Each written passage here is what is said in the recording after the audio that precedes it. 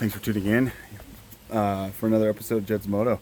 Today we're doing the 20,000 mile service on the Scrambler 1200 XE. Had the bike for about 10 months or so, got about 20,000 miles on it, doing the 20,000 mile service. So I'm checking the coolant. I'm going to do the valves, or check the valves, and if I gotta adjust them. Doing a rear tire, front tire, because I'm going on a trip this Sunday for about 3,000 to 5,000 miles. I don't know how many yet exactly. Yeah, oil change, simple stuff, spark plugs, which the plug's gonna come out anyways because I'm gonna be doing the valve adjustment. Yeah, that's where we're at.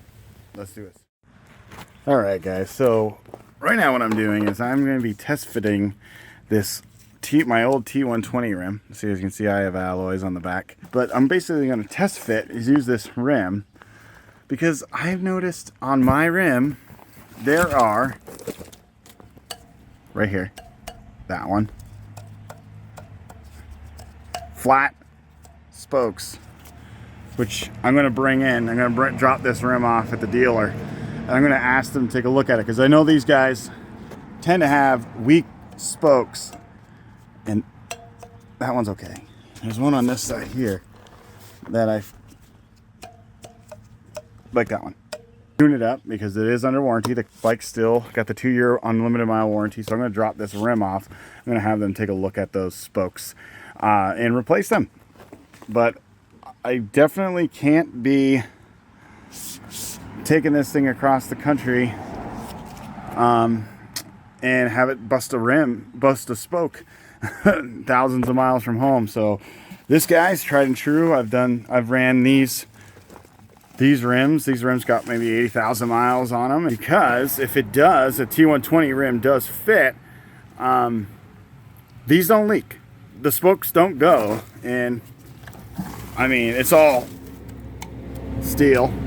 Every single spoke is solid, and this rim is tubeless converted, so I can run tubeless tires on it and not run a tube, and don't have to worry about breaking a spoke using steel spokes instead of aluminum spokes. So that's what I'm going to do. Let's see if it works. I don't know. We'll see. So how be the T120 rim works with the rotor caliper. I got to put the caliper in the right spot. It's just a mock-up, but it fits. I did have to use a spacer on this side to make sure it flush up, but just a few tights, and the swing arms all put back together and the chains lined up, and we're going to be able to use this T120 rim, which is great because it's just a solid steel.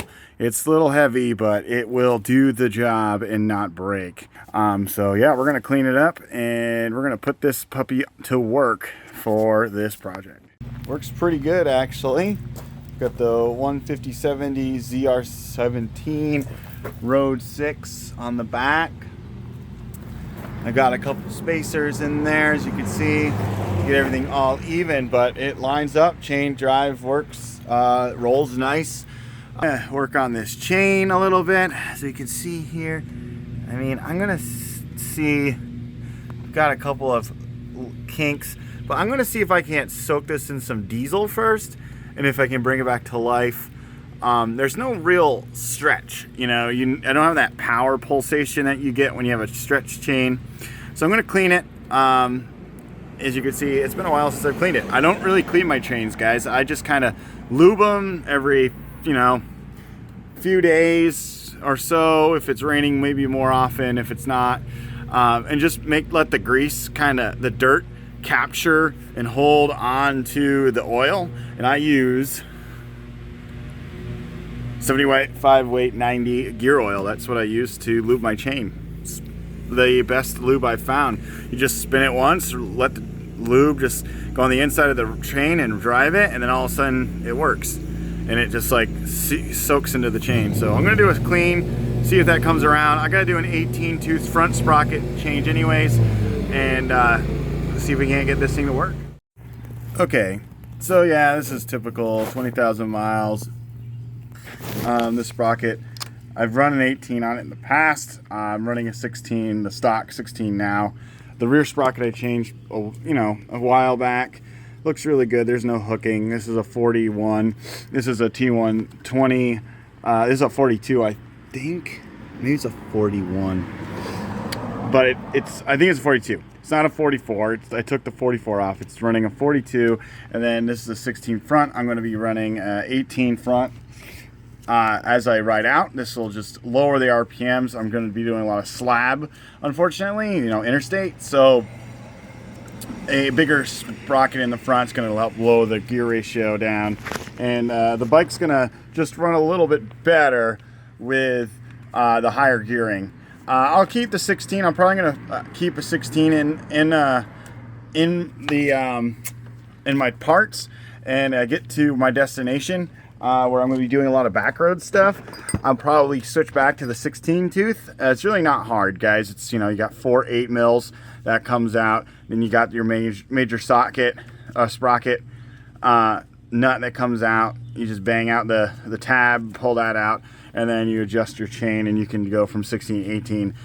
I just like doing 18s on the big interstate just because it really helps lower the RPM down, and the bike just kind of lugs along and it gets a lot better gas mileage. I don't really recommend it unless you're really all about like super economy, because it really just turns 6 into an overdrive and you have a 5-speed bike, which is fine. If you want to get off the interstate and go cruise around, you just have really tall first, second, third gears. This bike makes the power for it.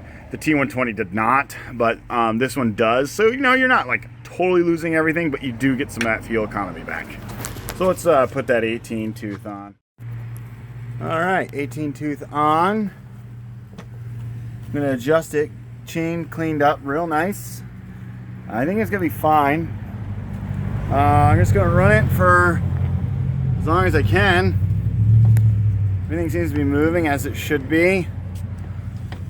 Just gonna clean up some of those. Pick that, but I mean it looks pretty good.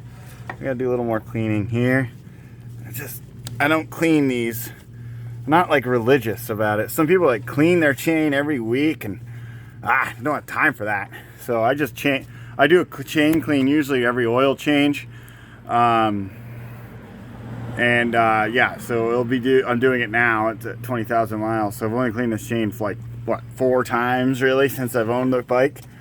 I think I'm gonna adjust it obviously, but I think we're gonna be all right. There's no real slop, I see a couple links that are little, they move, they're just a little sluggish. So I'm hoping a little lube and some time on the highway, they'll be okay. I didn't want to put a new chain on because I think this one's all right. I've run a lot worse for longer, so I'm just gonna run this one for this trip. It'll be like 25,000 miles probably I got on this chain. It's definitely due soon. I can definitely see it's due soon. Like I said, there's like there's some links that are just a little sluggish, but they came back after the cleaning, so I'm just gonna run it. It looks good to me.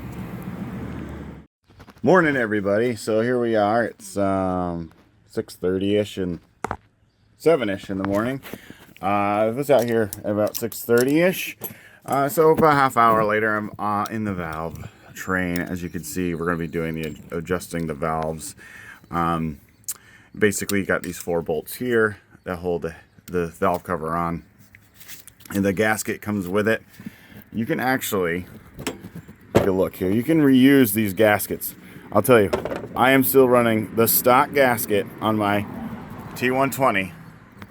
And I've taken this valve cover off 6 or 7 times, and it still holds fine. But I'll check the valves. As you can tell, it's a single overhead cam design. I see it all the time on the Facebook groups. How do you get the cams out? Cams. No, it's a single overhead cam, and it uses roller rockers here.